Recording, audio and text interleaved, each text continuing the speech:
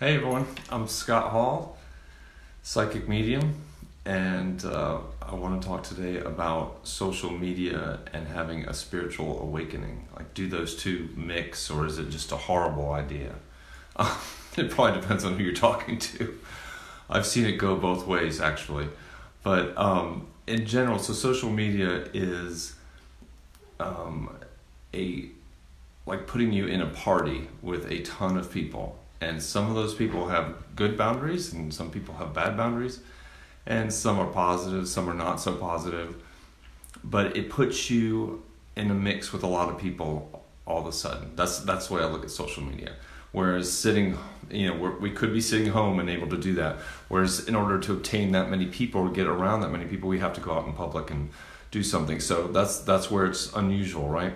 So if you're having your spiritual awakening, and by that I just mean if you're starting to open up, you might have days where you're emotional, you are looking into things, trying to understand more about yourself, about your energy, about energy in general, about other people. And so you have a lot going on. Should you be on social media? I'd like people to comment on this. Please do, and let me know what has happened with you on social media regarding your spiritual awakening. But it can be tricky, but also a lot of good stuff can be learned from it. So I'm glancing at my notes for a second. A little glance. So let's talk about boundaries, because that's like the biggest thing about social media is that boundaries will be tested. So if you go, what I've seen is people who have a spiritual awakening, most people are really having to work on their boundaries, and they probably haven't worked on their boundaries much. And the spiritual awakening and working on their boundaries kind of comes up all at the same time, that they realize, oh wow, I have to do this. So if you go into social media and you start posting on Facebook saying, this just happened to me or that just happened to me, and you're not having great boundaries about what you're sharing, and you're just openly sharing anything and everything, then you will get back anything and everything usually. And you could get your feelings hurt, and you could find yourself crying even more. What I suggest instead is to find a like-minded group, like a Facebook group, or Instagram doesn't really work that way, but a Facebook group that is like-minded, where people are into spiritual things, sharing spiritual things, and maybe don't join the group, or maybe just hang out and kind of observe until you feel comfortable, where you're like, wow, okay, these people, most of them are like, they have good boundaries and I feel safe with them. And that's a good place, perhaps once you get to know those people, to share something that happened to you. If you're upset one day and you're crying and something's going, you want to be vulnerable, it's good to be vulnerable in a safe group like that, versus just openly posting on your page, your personal page, about stuff. This is my opinion, but I've just seen it happen where people get really upset, and then someone says something, and then when we post something very open, a lot of people that don't have good boundaries feel it's their time to go tell you how to live your life. People with better boundaries would give suggestions that you might want to try this, and that's what you want, is the healthy suggestions, that people have good boundaries but are loving people and really want to help you out.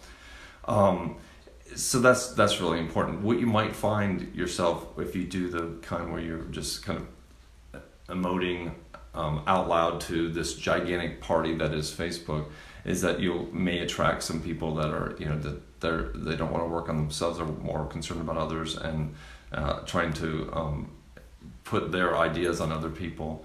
And you may find that you're just like suddenly pissed off about a comment that someone wrote, which happens a lot, and you were just talking about this wonderful experience you had, or this not so wonderful experience you had, and you're very emotional and you're opening up and everything, and then this person goes and says this, and then you're quite upset. And then, but really, is that a bad thing? Like, from the beginning I said, is this a good mix? Like spiritual awakening, being open, being very vulnerable, is it a good mix with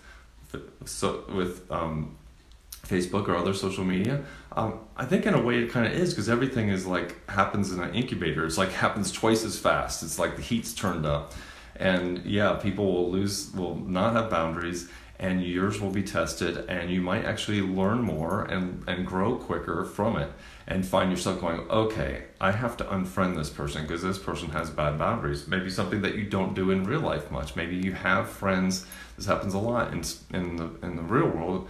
When you go through a spiritual awakening, you kind of find that there's some friends that you just can't talk to about it, and you've tried to talk to them about it, and when you do, you find that they've hurt your feelings, so they're not very sensitive about it, and you haven't unfriended them yet. But on Facebook, you're finding, wow, there's people that are acting just like my friend, whatever, Jan, and doing the same thing, and but I'm still friends with Jan. Man, it'll make you wonder about your friendship and think about, are there people in your real world who you need to put some boundaries up for, who you need to kind of keep at bay or not be friends with anymore? In the real world, of course, there's not an unfriend button, but it's more ghosting, really, or having a conversation with someone saying, hey, you're not healthy for me. That's probably the healthiest way to handle it, is to have a conversation and say, hey, I really feel like this is an unhealthy relationship for me. But those are tough things, right? And maybe being on social media when you're going through your spiritual awakening will create situations that will remind you that, hey, my friends in the real world that I see all the time, I need to kind of go over them and think, am I being treated properly? Am I sharing too much with certain people? Am I going to, like we say in 12 Steps, or am I going to the hardware store for a loaf of bread? In other words, am I going to the friends who have no compassion and expecting compassion from them? So finding your tribe, I'm glancing at my notes trying to be like casual about it, but so finding your tribe is one of the greatest things you can do on Facebook. We have a lot of clients, we mean Janet and myself, we have a lot of clients that don't have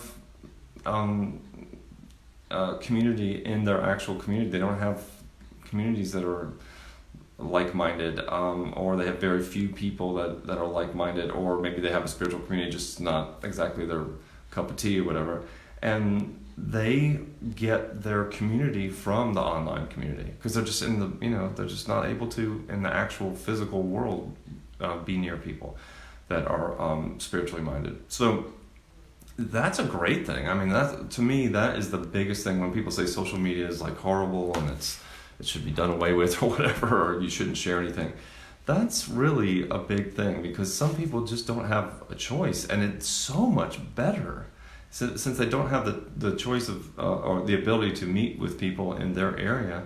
Wow, isn't that a lot better to at least have something where you can go online and talk to people that are like-minded? I think that's wonderful, and that's how a lot of people find us, is through social media. That's one of the main things we use to communicate to people and get our message out there. And people can watch videos and say, yeah, I like this person, I like this Scott person, he's okay. Maybe I'll check out some more stuff. So social media, I think overall is good. It's just like the world. It's good. It's how you use it that's important. I had another point. Let me check my points here. Yeah, and about finding your tribe too, the one thing you want is when you're going through I mixed the two. When you're going through a social awakening, when you're going through a spiritual awakening, you really most of us need some affirmation about that what we're going through is real, and what we're feeling is real, and that it's great to hear that's happened to other people. And social media is great for that. If you find the right group. So like my partner Janet has her women's circle, it's a great group, and then they all share together in that circle. They'll share very intimate things, and people really take care to comment, and there's very little boundary problems in that particular group, so it's really nice. So you can find your own group. Oh, Janet's watching. I'm talking about your women's circle, honey, your healing circle, actually. So now I wrote here, including boundaries of what you share and how you share it. Yes. Okay. So one of the things that you learn in social media is what to share and when. My feeling, I'm just going to give you my personal feeling on it, is I don't share anything about, or rarely anything about my children. Well, two of my children aren't children anymore, but my one remaining teenage son, I do not share anything about him much. I just, because I'm using social media in a business manner. So I decided a long time ago that real personal stuff wasn't going to go out unless I intended it to go to for all people to read it. So I keep my son out of that. You can decide whether you want to do that or not, but that was my decision.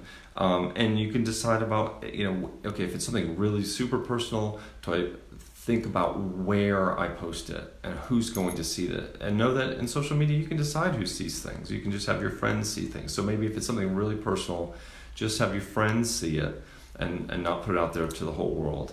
Because what you get back, you may not like what you get back, right? And you wouldn't do that in the funny thing is most of us wouldn't do that in the real world. We wouldn't go into a coffee shop where we really know the person that we came to have coffee with, and we kind of know the next guy, we kind of know the guy behind the counter, but we don't know most of those people, and then just stand up on a counter and tell our story. But that's what you're doing in social media. So think about where you're sharing also. It's really important, and what comes back.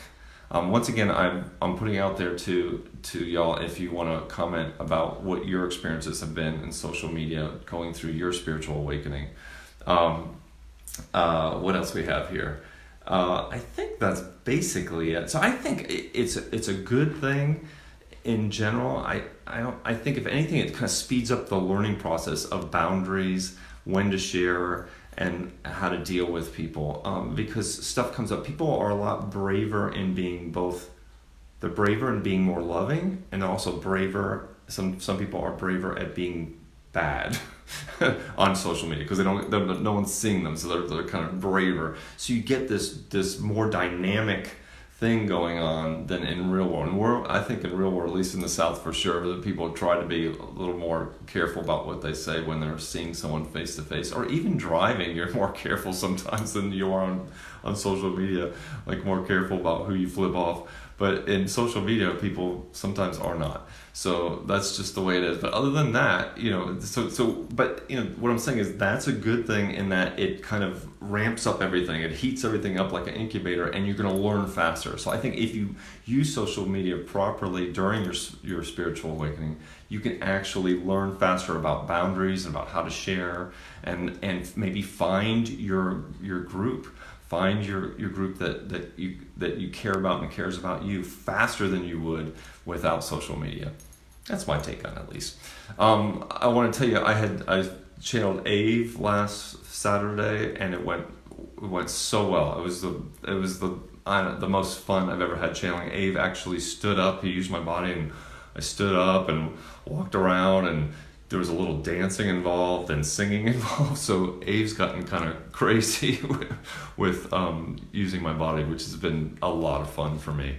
And I'll share one of the things that he talked about was that I shared a little bit about it before, but that we perceive ourselves as being half and full or partially full of love a lot. And he's saying we are full, we are like chocolate. We are solid chocolate bunnies, not hollow bunnies. I love that. I just think that was an awesome takeaway. And other people apparently liked it too. Regina said, I am so grateful for social media. I would never have learned half the stuff about my awakening. I'm also lucky to have been part of a community of people who are so loving. You and Jana are included in this comment. Oh, thank you. Thank you very much, Regina. And it was great to meet you. I met Regina at Jamie Butler's channeling, finally in person. So it was great to meet you there. Thank you. So Regina does that. I know she lives, I'm not too far away, but sometimes it's hard to get into the city if a lot of stuff's in the city. And social media is a great way to connect with people, but really a great way to meet people that you would not normally have met. So I think you just use social media wisely and learn from it and just think all the time on boundaries. If I haven't gotten that across, boundaries, use your boundaries. I want to talk also about my new service I talked about before, my on-site home assessment service, where I'll come to your Atlanta home and check out the energy and tell you what's going on in the energy. It's a 25-minute visit. And I'm currently not charging for transportation for travel if it's within 10 miles of where I am.